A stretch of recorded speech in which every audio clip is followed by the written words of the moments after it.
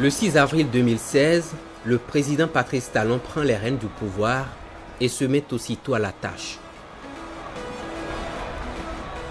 Les grands travaux du Bénin deviennent sa priorité. Il nomme aussitôt les 6 préfets des nouveaux départements de notre pays. Une première depuis l'avènement de la décentralisation au Bénin. Il s'attaque à la lutte contre la corruption et la mauvaise gouvernance et ouvre plusieurs chantiers de développement. La Banque mondiale, le FMI et les institutions de notation sont convaincus du sérieux de l'équipe au pouvoir. Les signaux sont au vert, la courbe de la croissance commence à grimper. 7% de prévision pour 2019. Un taux de croissance historique depuis la conférence nationale. Je travaillerai à réduire, puis à éradiquer la précarité en assurant dès à présent la protection des plus démunis ainsi que l'accès pour tous à l'eau et à l'énergie en tant que droit inaliénable et facteur de développement. On était en 2016 quand le président Patrice Talon prenait ses engagements. 3 ans après, un peu partout sur le territoire national, de vastes chantiers d'adduction d'eau potable sont en cours de réalisation et parfois achevés. Pour appuyer la Société nationale des eaux du Bénin, l'Agence pour l'approvisionnement en eau potable en milieu rural est à pied d'œuvre. L'objectif est de fournir de l'eau potable à tous les Béninois d'ici à 2021. Un challenge qui a valu au Bénin d'être le 2e pays africain choisi par le Fonds monétaire international, le FMI, pour servir d'éclaireur pour l'atteinte des objectifs du développement durable, ODD.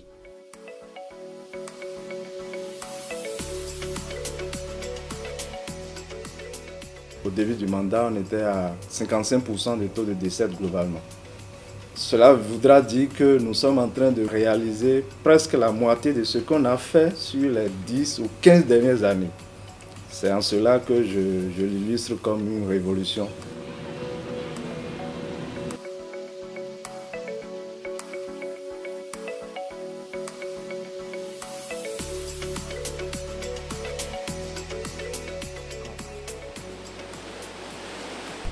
Au niveau du barrage, il a été procédé au curage pour renforcer la capacité de production au niveau de la station d'eau de Djougou ici. Le déversoir a été relevé d'au moins 50 cm, ce qui permet de mobiliser plus d'eau au niveau du barrage. On était dans les années 2015 autour de 30-40 m3 heure. Mais avec le renforcement de la capacité, on est passé pratiquement tout au moins à 85 m3 heure.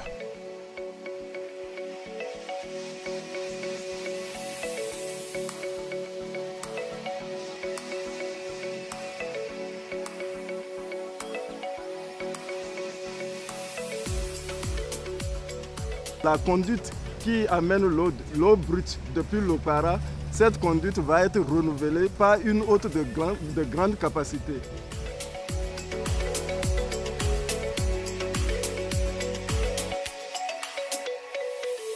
Le projet a également prévu la construction d'un nouveau château d'eau au niveau de Garnon, 500 m3. C'est la capacité de ce château d'eau. À la fin de ce projet, toute la population va ressentir un grand soulagement. Tous nos problèmes seront conjugués au passé. Avant, si j'ouvrais le robinet là, il n'y avait pas l'eau, c'est totalement l'air qui sort. Mais aujourd'hui, maintenant, si j'ouvre l'eau, j'ai l'eau avec pression. Ce projet est composé de 2 forages de capacité 20 m3 et 6 m3. Donc ça fait au total 26 m3 pour la production d'eau. Donc il n'y aura plus le déficit qu'on observait dans le passé.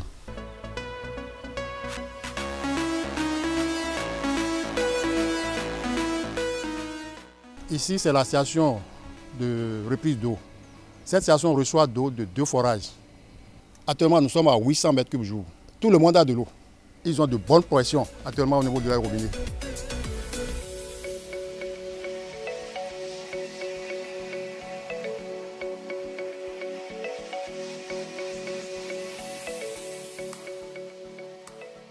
projet permettra à l'horizon 2030 de passer de 6 000 m3 en production d'eau par jour à environ 32 600 m3 par jour.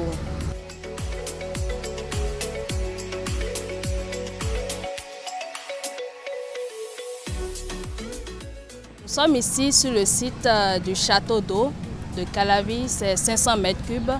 C'est un nouveau château à construire. Les études d'exécution sont finalisées. Dans 16 mois, il y aura déjà de l'eau.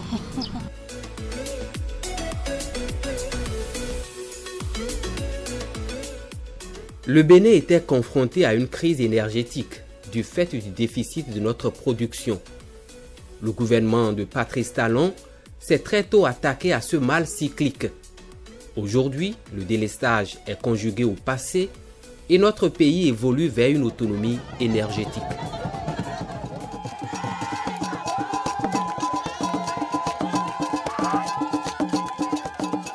Nous avons électrifié 145 localités. Et ces 145 localités, nous avons construit environ 703 km de lignes HTA, c'est-à-dire moyenne tension, avec 79 km de lignes mixtes, c'est-à-dire les deux confondus, 288 km de réseau basse tension environ, et toute cette infrastructure a pu nous permettre de donner l'accès à l'énergie à environ 31 600 ménages. Aujourd'hui, les gens ont installé des centres d'informatique. On n'a plus besoin d'aller à Glazoué avant de faire la photocopie. Ici, il y a des buvettes qui fonctionnent normalement. Télévision, aujourd'hui, si tu as les moyens, tu peux en acquérir sur les actualités. Donc ça fait du bien à la population. Avant l'arrivée de l'électricité, le village de Komdia était sombre, totalement sombre. Sauf ceux qui sont un peu natifs qui utilisaient les groupes. Bon, avec l'arrivée de l'électricité, vraiment nous sommes à l'aise. Voilà l'impact important qui n'est pas du tout à oublier. Ils nous ont mis dans des conditions où on n'a même pas besoin de la grande ville maintenant.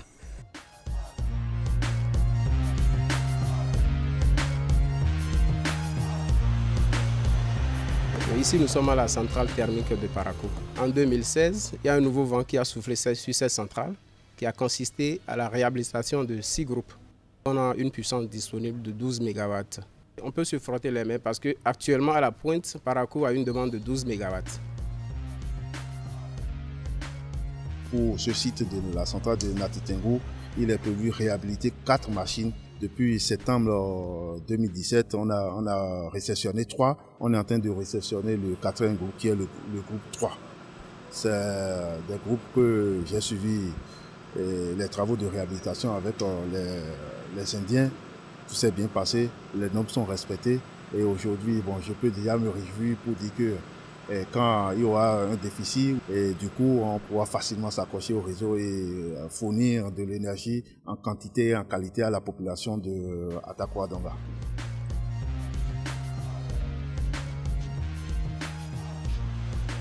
Le vendredi 15 mars 2019 est gravé dans les annales de Maria Gleta. Ce jour marque en effet la mise en marche du premier moteur de la centrale thermique de 120 MW.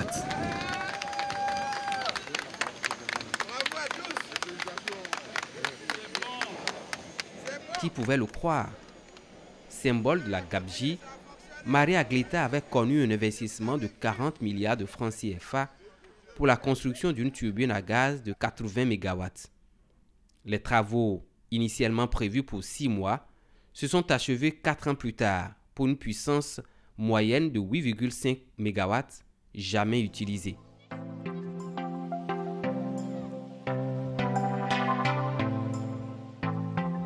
Sous le gouvernement de la rupture, il a fallu un peu plus d'1 an de travaux pour sortir de terre cette gigantesque infrastructure.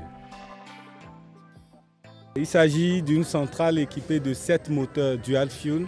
C'est des moteurs qui fonctionnent à la fois au gaz, au gasoil et au HFO. Aujourd'hui, nous avons mis en service le premier moteur. Nous avons promis que tous les 7 jours, il y aura un nouveau moteur. Maria Gleta 2 n'est pas un mythe, c'est une réalité. Grâce au président Patrice Talon, le Bénin ce 15 mars 2019 a pris définitivement le train du développement. Le PAG avance. Et quand le PAG avance, c'est le Bénin qui avance.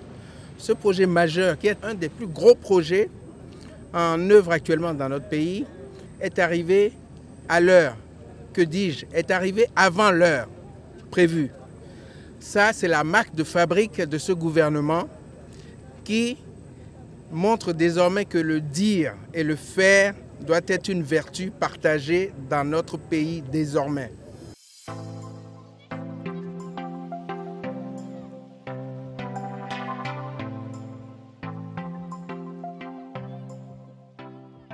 En briguant la fonction suprême, j'avais déjà fait le choix de l'action rigoureuse au lieu du populisme facile aux retombées politiques pourtant si souvent immédiates.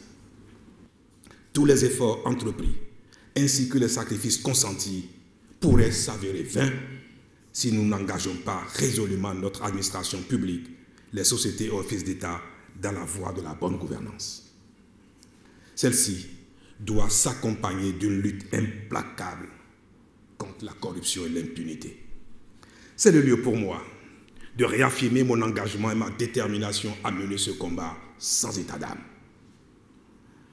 Il est d'autant plus nécessaire que la corruption a atteint depuis de longues années maintenant un seuil insupportable et constitue un frein à l'essor économique de notre pays. L'assainissement des finances publiques, la lutte contre la corruption et la promotion de la bonne gouvernance est l'un des chantiers phares du gouvernement de la rupture. À sa prise du pouvoir, des audits sont diligentés dans les entreprises publiques et autres structures où l'État investit. Les résultats de ces audits sont transmis à la justice. Le candidat Patrice Talon, au cours de sa campagne, a fait des promesses. Des promesses au cours desquelles il a dit « Moi, quand je viens, je dois réformer le système à tous les niveaux dans le pays. Je dois m'attaquer à la corruption et l'impunité. Cette frange de la société civile qui s'époumonne et qui n'a pas gain de cause, moi je ferai en sorte que leur lutte soit valorisée. » Et quand le candidat a dit ça, et que le jour de sa prestation de serment, il a répété encore devant tout le peuple et qu'il s'est mis au travail et qu'il a commencé par appliquer, surtout en ce qui concerne la lutte contre la corruption, dans laquelle nous sommes depuis des lustres, nous ne pouvons que l'accompagner et l'applaudir. Comment ne pas évoquer sur ce registre, au titre des réformes législatives majeures, la création de la Cour de répression des infractions économiques et du terrorisme, CRIET, qui se révèle être un précieux instrument de lutte contre la corruption et dont le travail de salubrité que nous pouvons tous observer renseigne qu'elle manquait à l'édifice juridictionnel de notre pays.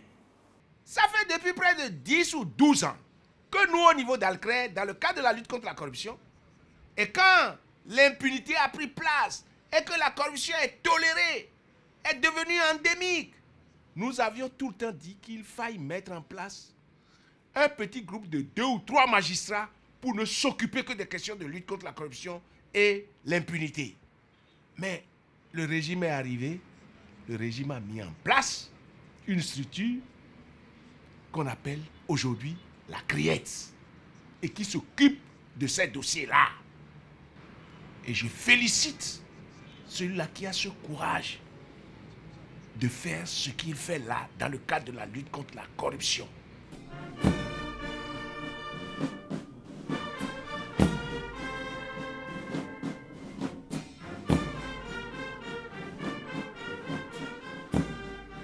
Dans le domaine de la sécurité, le président Patrice Talon a initié la fusion de la police et de la gendarmerie.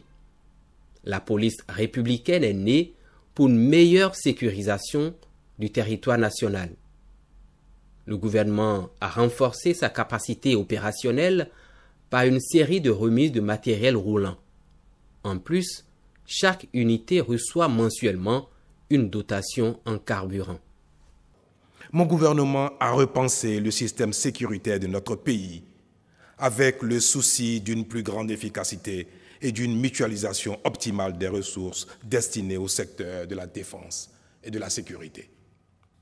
L'Assemblée nationale vient d'adopter le projet de loi portant création de la police républicaine.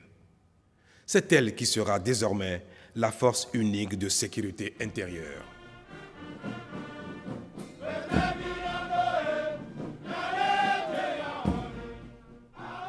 Partout à l'intérieur de nos frontières, nous nous sentons davantage en sécurité. Mieux, les tracasseries policières ont quasiment disparu de nos routes. Nos compatriotes s'en félicitent, les étrangers en visite chez nous le soulignent et d'autres pays nous envient.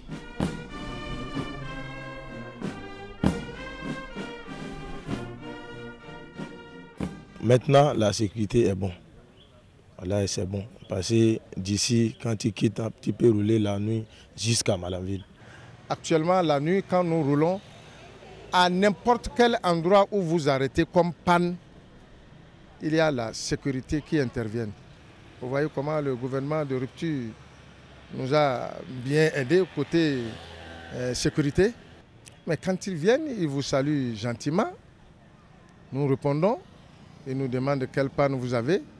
Ah, j'ai telle panne.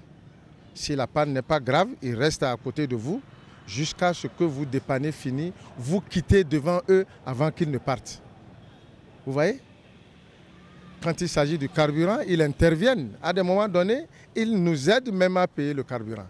Si on allait me demander de noter, je vais mettre 200 sur 100.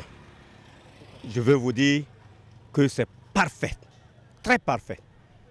Pour une première fois, j'ai vu la police républicaine aider à sauver quelqu'un qui a fait un accident. Aller eux-mêmes prendre la personne, mettre dans leur véhicule. Allez, je veux vous dire que la sécurité, c'est à 100% assuré aujourd'hui, nuit et jour. Pour moi, la défense et la sécurité sont indispensables à notre développement et c'est vous qui en êtes les garants. Je suis sensible au rôle majeur que vous jouez, et ce, au profit de notre nation commune. Qu'il s'agisse d'en assurer l'intégrité ou la sécurité sur terre, sur mer et dans les airs, de mobiliser des ressources pour son développement ou encore de protéger sa faune et sa flore. Je puis donc vous dire que j'apprécie le professionnalisme et le dévouement avec lesquels vous assurez cette noble et difficile mission de défense de notre pays et de nos institutions, de protection des Béninoises et des Béninois, ainsi que de leurs biens.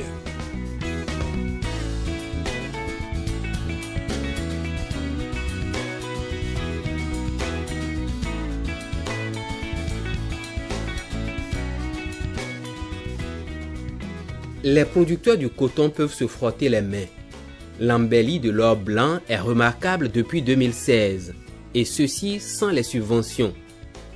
De 269 000 tonnes en 2015, le Bénin connaîtra une production record pour la campagne 2018-2019. Plus de 700 000 tonnes sont attendues. La filière coton génère beaucoup d'emplois. Le secteur dans lequel il y a eu vraiment le plus d'emplois depuis avril 2016, c'est le secteur agricole. Et là, je peux vous dire qu'il y a eu 107 979 emplois, ce que nous avons collecté. Mais ces emplois, c'est surtout dans le coton.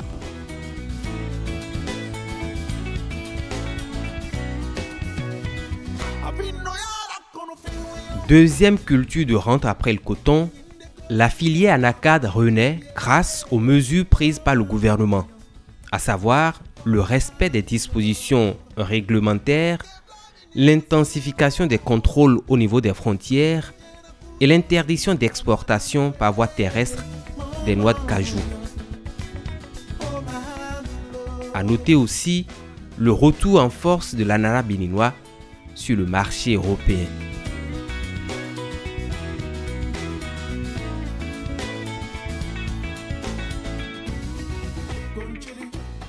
Accusé à tort par certains de négliger le social, le programme d'action du gouvernement a pourtant pris des mesures de haute portée sociale.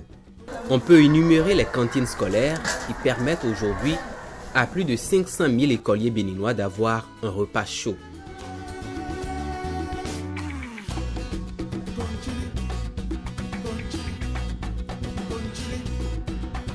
L'autonomisation des femmes qui s'est renforcée par l'octroi des microcrédits.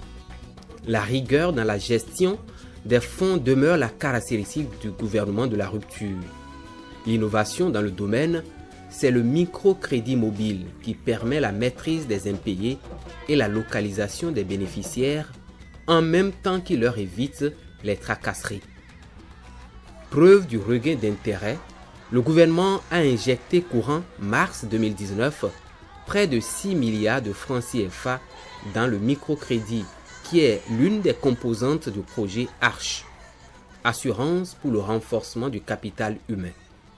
La composante Assurance maladie est en cours de réalisation avec l'identification des pauvres extrêmes.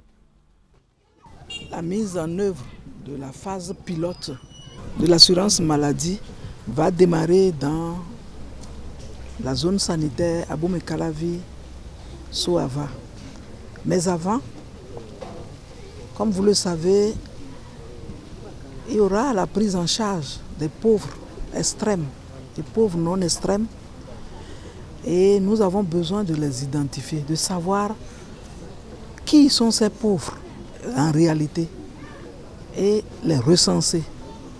Et c'est ce recensement que nous avons lancé il y a quelques jours et nous sommes venus toucher du doigt pour une supervision, ce qui se fait effectivement sur le terrain. Je voudrais vraiment lancer un appel à toutes les personnes qui vont recevoir la visite des agents recenseurs pour qu'ils leur facilitent grandement la vie pour pouvoir avoir tous les renseignements nécessaires pour que nous puissions les accompagner dans cette prise en charge, non seulement sanitaire, mais pour d'autres volets.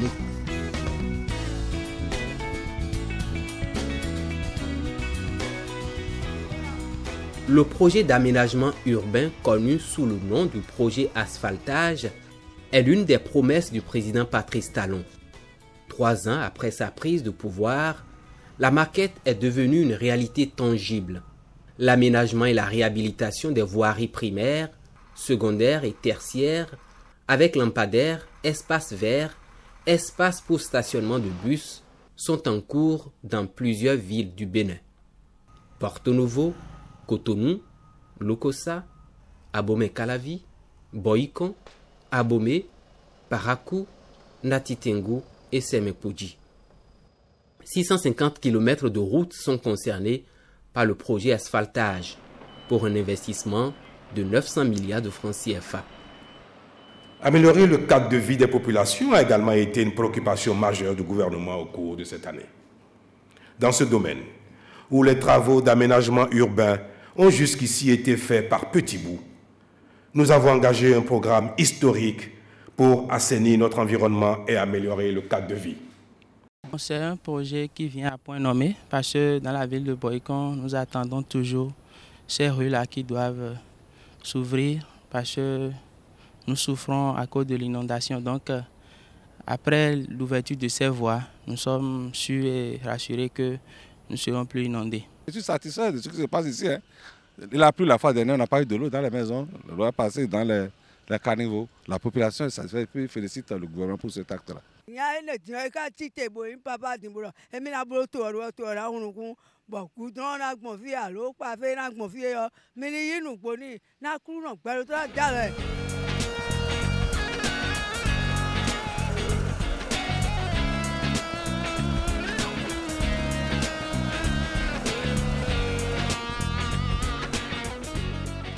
Au chapitre des infrastructures routières, les statistiques s'améliorent de plus en plus grâce aux nombreux chantiers ouverts à travers tout le pays. Notre démarche exige des ouvrages de grande qualité pour en garantir la durabilité.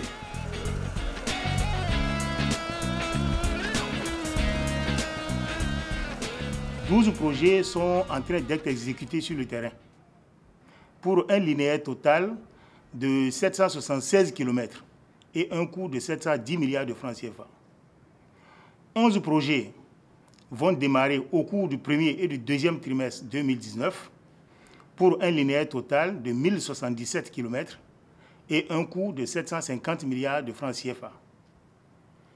3 ouvrages sont en train d'être réalisés, 2 sont pratiquement terminés d'ailleurs. Il s'agit des ouvrages de franchissement, il s'agit du pont de Womé, il s'agit aussi du pont de Tovegbame dans la vallée et du pont sur le fleuve Afon entre Djougou et Peunko qui est pratiquement terminé aussi. On nous a annoncé que c'était le lancement de la voie. Je m'attendais à une pose de la pierre. Aussitôt la pierre posée, aussitôt les travaux sont en cours. Merci au chef de l'État, merci à son gouvernement pour tout ce qui est fait pour Boukoumbe. En un temps record, en quelques minutes désormais, je pense qu'on peut même quitter Boukoumbe pour aller en service à Natengo sans problème et quitter même Nati pour ici en service sans problème. Boukoumbe sera éternellement reconnaissant au chef de l'État.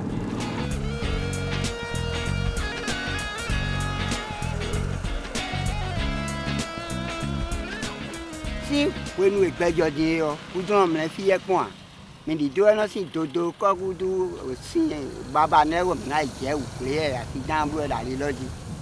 Vous avez qu'à sonner, vous avez wadi tu nous mettons. Pour me manier donc bégané. Nous coudons la fille dion, sortir du carton qu'on a eu. Mais comme le camp au repos.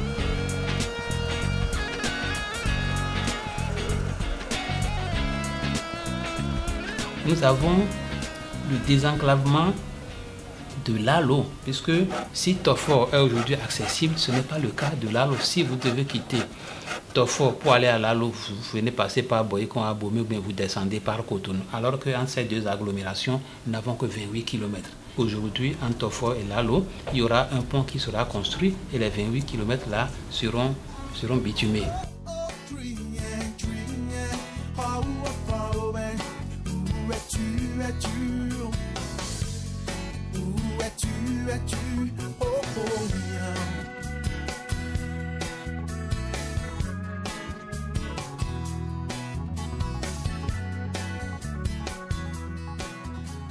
Ici, il y a quelques années, la mer engloutissait tout sur son passage.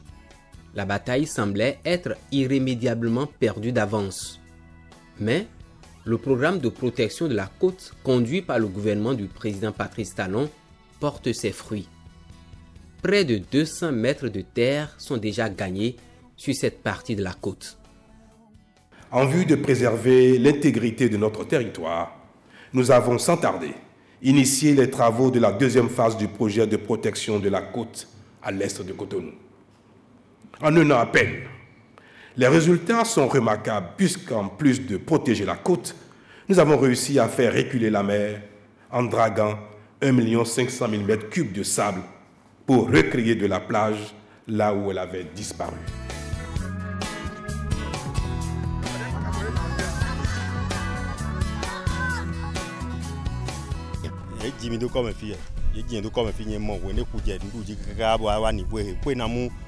Je suis né dans ce quartier et j'ai vu la mer emporter 4 à 5 ruelles.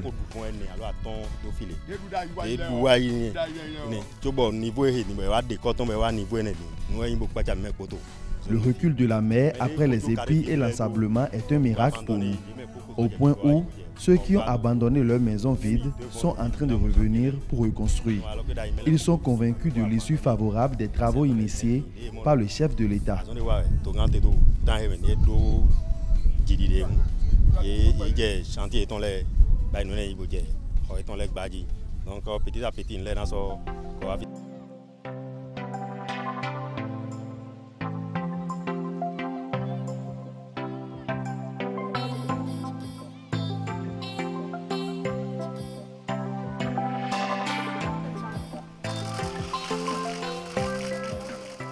Depuis 2016, la diplomatie béninoise devient plus offensive.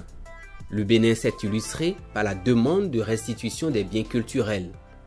Après le rapport commandité par le président Emmanuel Macron, la France décide de restituer immédiatement au Bénin 26 œuvres. D'autres restitutions sont attendues. Au-delà des questions d'ordre politique, historique, sociologique ou philosophique, la restitution, le partage et la circulation des biens culturels sont désormais pour le Bénin un moyen de lutte contre la pauvreté, un facteur de création d'emplois et de richesse, un outil de développement socio-économique.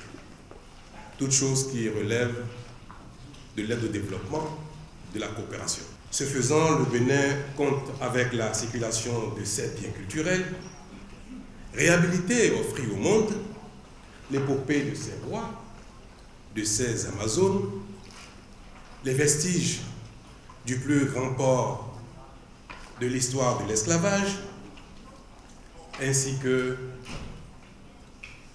la richesse des arts et des cultures de son patrimoine vaudou. Et dans cet esprit que le gouvernement du Bénin a formellement saisi le 26 août 2016 les autorités françaises d'une demande de restitution de ces biens culturels patrimoniaux détenus dans les musées français. Le président Patrice Talon s'est aussi fait le chantre de la lutte contre les faux médicaments. Son discours à la conférence internationale sur l'accès aux médicaments et produits médicaux de qualité en Afrique francophone a été fortement salué par les participants. Cette lutte enclenchée par le Bénin a inspiré l'Union africaine à créer l'Autorité africaine des médicaments. Le gouvernement du Bénin a entrepris de réformer tout le secteur des médicaments et de procéder aux investissements nécessaires en vue de garantir la qualité des produits entrant sur son territoire. Le prix à payer est énorme. Mais notre détermination au Bénin est irréversible et c'est tout le sens de ma présence ici parmi vous. Mesdames et messieurs, je n'ai ni la prétention ni l'illusion de croire que le Bénin, tout seul, dans une démarche solitaire, sera capable de gagner cette guerre.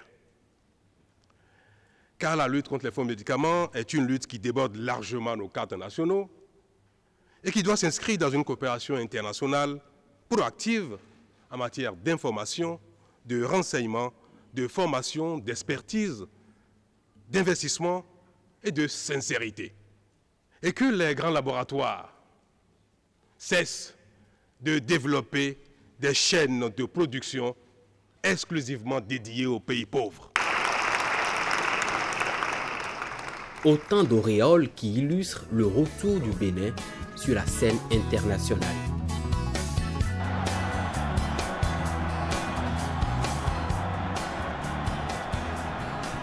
Explosion de joie au stade de l'Amitié Général Mathieu Kérékou ce dimanche 24 mars. Le Bénin vient d'être qualifié pour la Coupe d'Afrique des Nations de football, édition 2019. La dernière participation de notre pays à la CAN remonte à 9 ans. Si le Bénin signe son retour dans la compétition continentale, c'est qu'à partir de 2016, un vent nouveau souffle sur le sport. C'est le président Patrice Talon qui a trouvé une issue à la crise qui secouait le football au Bénin. De nouveaux dirigeants de la Fédération béninoise de football ont été élus. Un championnat national digne du nom a repris. Aussi, dans le programme d'action du gouvernement, beaucoup de projets préparent une révélation du sport au Bénin. On peut citer, entre autres, les classes culturelles et sportives, les académies départementales, la construction des stades communaux et la détection des talents.